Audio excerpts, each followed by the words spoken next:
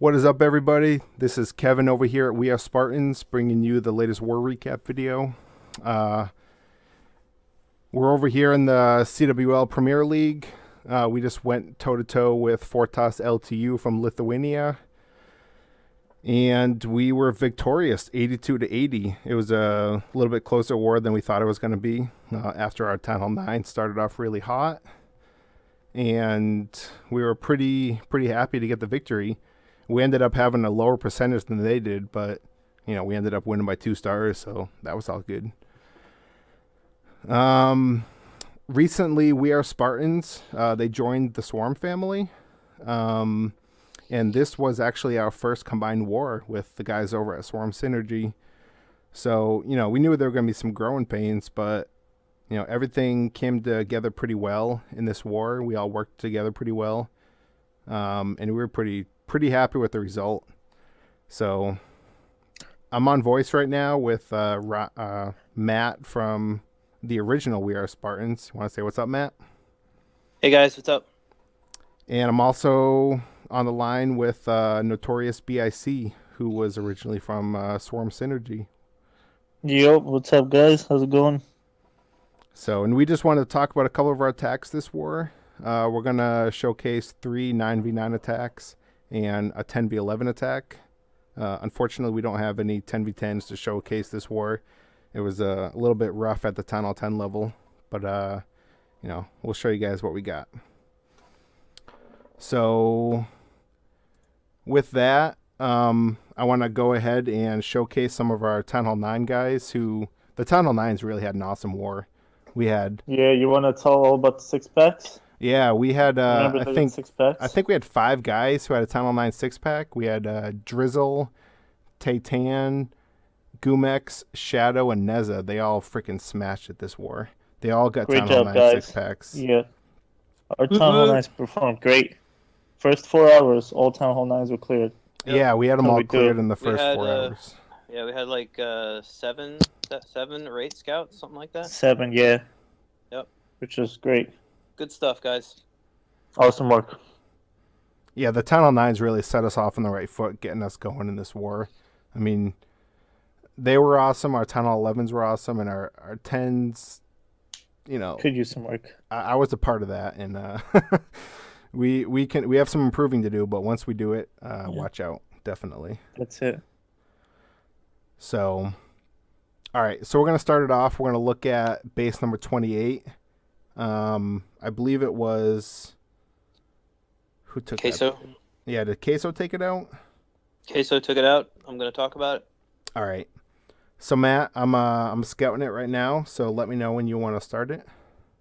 Okay, so looking at this base, I guess the first thing that Queso noticed when he looked at this is that he has all of the air defenses grouped around the queen. So that is what he is going for with his kill squad. He's going to be coming in there, and he actually brought Valks. Second war in a row, he brought Valks. He brought Valks last time, brought him this time as well. So it's nice to see a little bit of different troop combination when you're doing these hits. So let's go ahead and I'm hit play right now. Okay. We'll see exactly what he did. So he's going to start in around the 9 o'clock side with basically wizards to funnel. There's really not any defenses other than a mortar shooting. So he's going to cut down those trash buildings. He's going to get down that. He wants to get down that mortar as well. So because he has one golem that he does not want to travel over there. And as soon as he gets that mortar down, the golem will go in around the 2 o'clock position. Those wizards taking out the air defense at 3 helped big time as well. Yep. So the first air That was a defense nice is down. touch. Yep. CC comes out, a bunch of gobs, and a baby dragon, and a Valk. Poison down for them, so good timing there. So he's coming in with another golem. Surprised it wasn't boulders. Yeah. He's going to jump right in there with his heroes and the Valks to head straight in for those other 3 air defenses as well as the queen. And you can see where this attack is going. So, and then he's got air loons to take care of the rest of the base.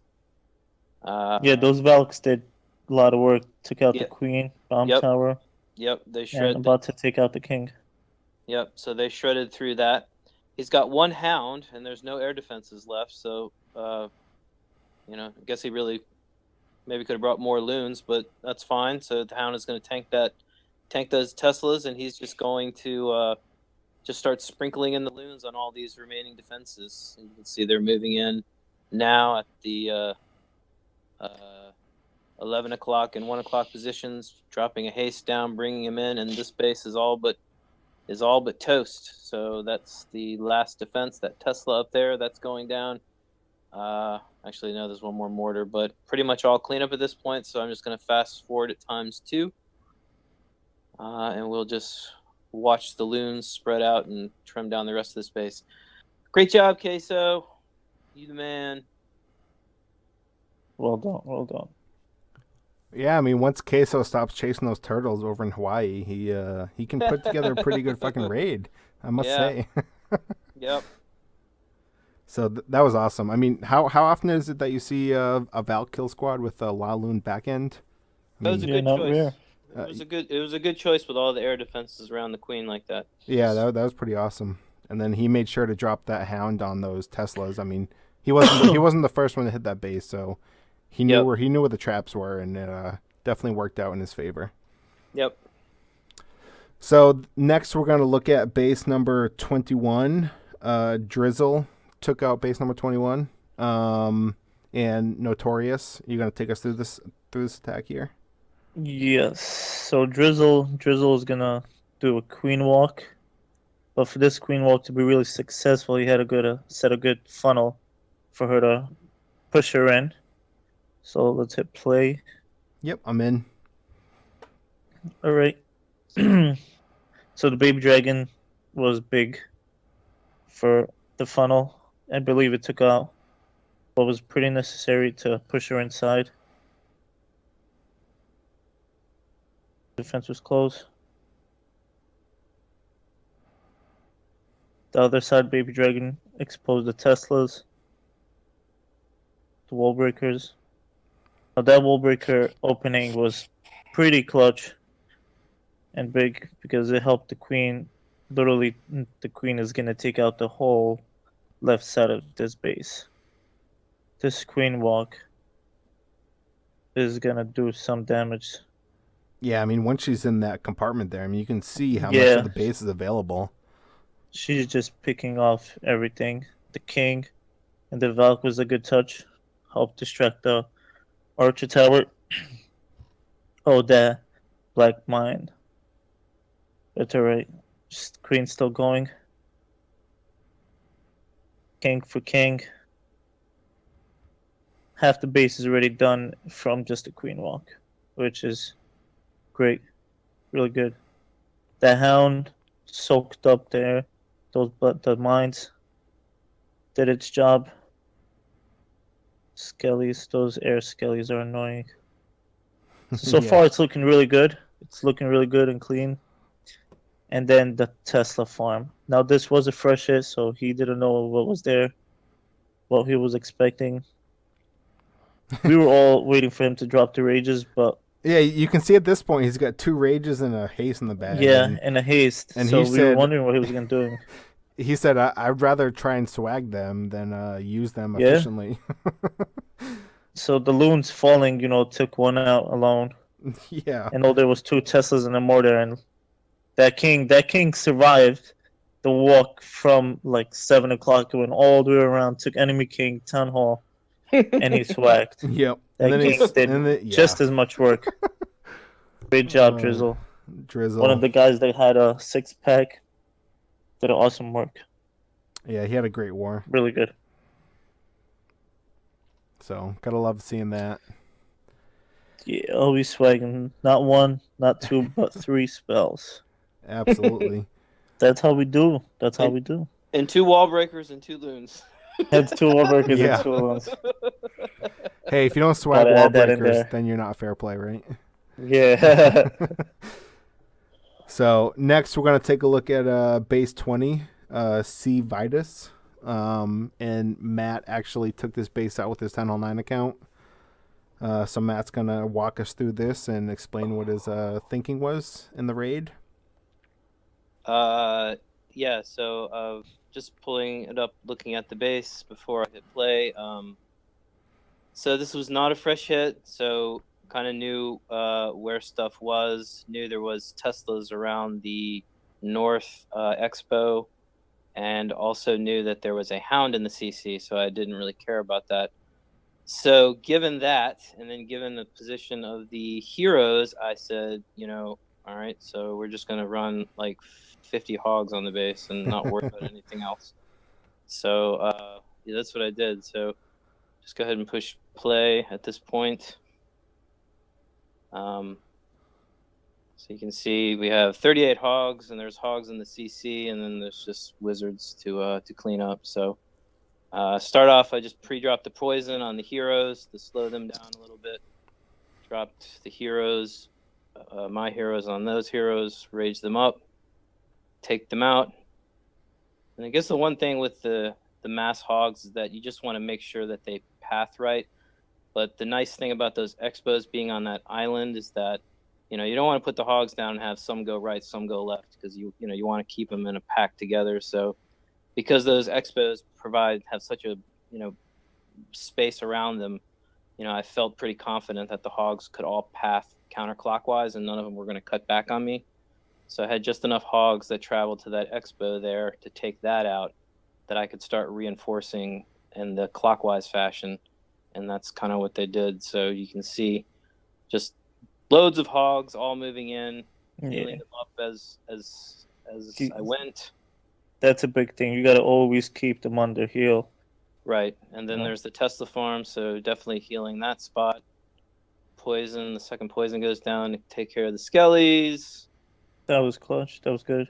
And then there's the last heal going over those defenses up there, and that silly Hound is just kind of chasing him around, not doing anything.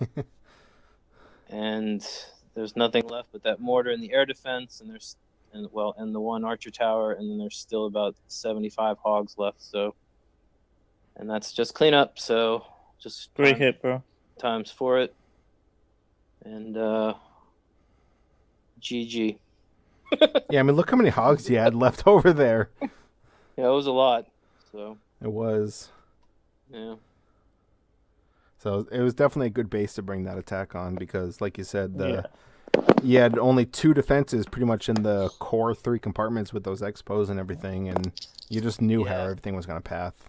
Yeah, that's the one thing with the mass hog is when there was so much space, you could get them to path the way you wanted. So. Yep. So next we're going to take a look at a 10v11 attack. We got to give a shout out to TI. He got the 10v11 4-pack. We were struggling pretty hard on the Town Hall 11s again this war. Definitely seems to be a recurring theme with us, but we know we're going to fix that. We're working pretty hard on improving our 10v11 attacks, and he pulled us out of I think at one point we were like 2 for 10, and then I took out in base number 3, and then right after it TI took out base number 4, which everyone was looking at base number 4. I'm going to scout it right now. We weren't really sure what to do with this base because as you can see it's a ring base, but it's got a super hard funnel from all directions. So it was definitely difficult to figure out, okay, how am I going to funnel both sides and get enough troops up the middle to take out the town hall and get the percentage. So I know he took a look at this base for quite a while. He had a queen walk plan that he was planning on doing for 15-20 minutes, and then all of a sudden in Discord he was like, all right, new plan. That's not going to work. I'm not doing that plan anymore because I don't like it. So he kind of changed it up shortly before he went in, and it definitely was worth it because we needed this 10v11 at this point. It was pretty clutch. Yeah, I don't remember. Was this the last one to go down? Yeah, this is the last one standing. Yeah, this was the last 11. Yeah, so this was clutch. So I'm going to go ahead and play this raid.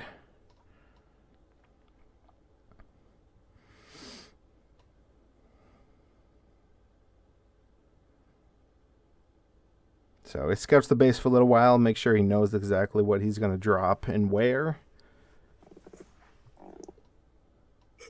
And then he starts by dropping a bunch of minions in some areas where he could get some free percentage, which in the end actually helped him out a ton because I think he got like a 57% on this base.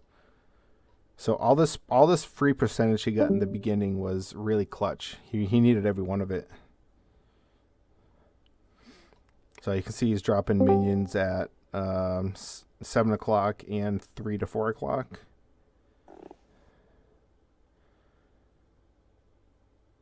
So drops an earthquake in the core just to soften up, a couple of those high hit point buildings like the Town Hall, the Inferno. Yeah, those minions helped out. Yeah, I mean, he's already got, I think, 6 or 7 buildings down with just those minions. And then he goes ahead and drops the Golem at 9 o'clock with the Queen to set up one side of the funnel. And then drops another Golem at 6 with some Bowlers and a Rage to set up another side of the funnel. And he didn't want his Queen to go into the core because he knew that there was a Hound Loon CC. And if his Queen went in, then she was just going to get hung up on the Hound for a while and not get much value. So this is where it paid off.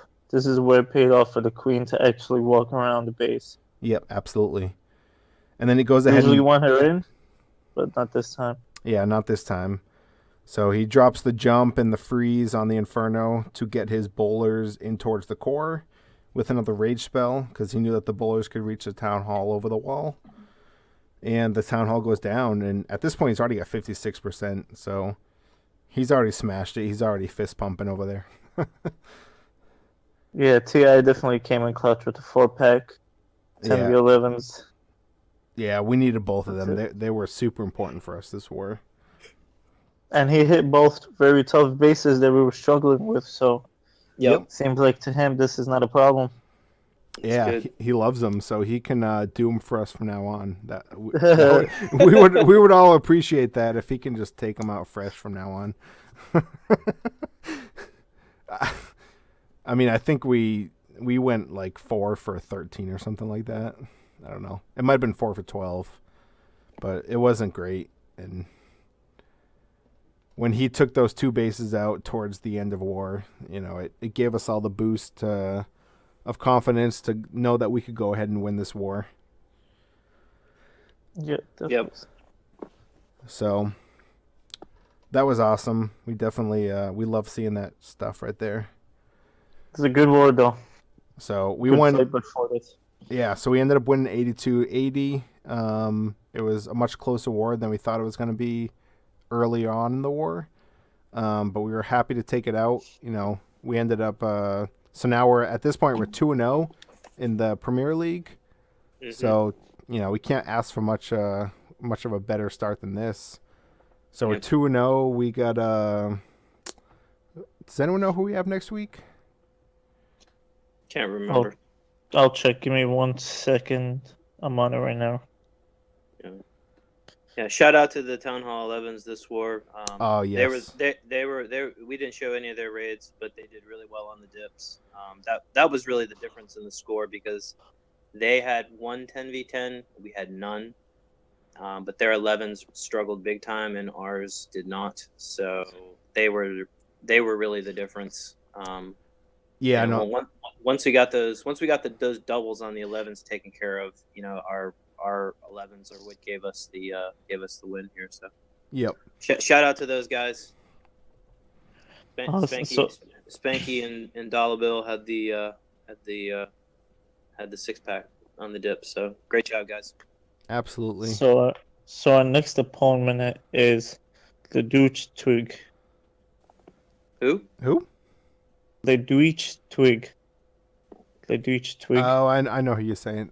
I don't know how to pronounce it, but I know who you're talking about. The Deutsch Twig. Yeah, it's a pretty tough name to pronounce. Yeah, it is. It is. Definitely is. I think these guys are good. Okay. Yeah, it's going to be a good war. I mean, you can't underestimate anybody in the league. I mean, honestly. Yeah, everyone's really good. They wouldn't be here if they weren't. Absolutely. So So we're Should be looking good- forward to good it. Season. Yeah, we're looking forward to it. We'll bring another war recap next weekend after we go up against them. And at this point, we got me, myself, Matt, and Notorious BIC. We're going to go ahead and sign out.